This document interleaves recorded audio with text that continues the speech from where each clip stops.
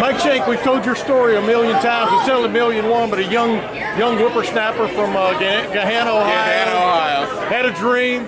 Now you're standing next to it, and I'm talking about with the Borg Warner trophy right behind you. Yeah. What does something like this mean? To get that Baby Borg in your hands, to be part of history for sure. I mean, growing up on the east side of Columbus like that, you know, back in the 80s and stuff, and we were listening to the race on the radio and watching on TV, and in my own garage working on our own cars, and imagining that we could be part of this guy, which I'm not supposed to touch, was probably not possible. But thanks to lots of people, lots of support, we just stayed at it, we got it. And I think it's a great story. To put it all together last year, but to get hooked up with a guy who had won it 3 times before. Sorry. You understand what I'm saying?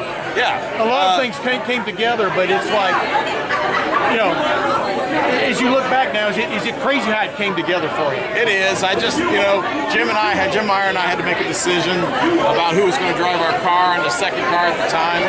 And we just felt like Helio had the right experience and a little chip on his shoulder. Yeah. That's what we went with, and we were right. And we looked like rock stars because of it. But honestly, nothing but grateful. I think he has a chance to do it again, if not this year, next year. And I hope we're able to do that for him. Last thing, what is it like to win the Indy 500? Is it like climbing a mountain? And then do you think about, wow, to get there again, you got to do the same thing, and there's no free trip. The way I'm wired is once we won it, we did all the victories, fun stuff, had big parties for a week. Then I'm thinking about what do we do to win it again? And everybody forgets about what we just did. That's how my head works. So that means we reset. We look at what we did well. We look at what we did bad or not as well. I guess is a better word. And we go forward. And I think we have a good plan for a couple weeks from now. I was going to say, you got 2 drivers who've won this thing. Yeah. Wow, not many teams can say that, you know.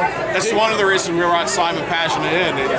Having won the 500, we see how big of a deal it is now. And Simon, I think, just gives us a double-barrel shotgun with the 2 of them. And they're good friends on top of that, so they work well together. So I'm all hope, man. I'm all hope. One last thing. You got 2 international drivers.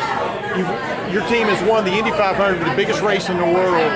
Has it ever hit you yet that you guys are an international entity? I mean, this little team that could from Gahanna is this great team now in Pataskala, great headquarters, etc. Now, I mean, it hits me now seeing it, but I just can't rest. Though that's the problem. I can't rest on our laurels. I want us to do more. I want us to be better. We have definitely areas that we need to improve, and we're going to do that. But in the meantime, we win the Rolex 24, we win the Indy 500. We're certainly capable of doing what we need to do.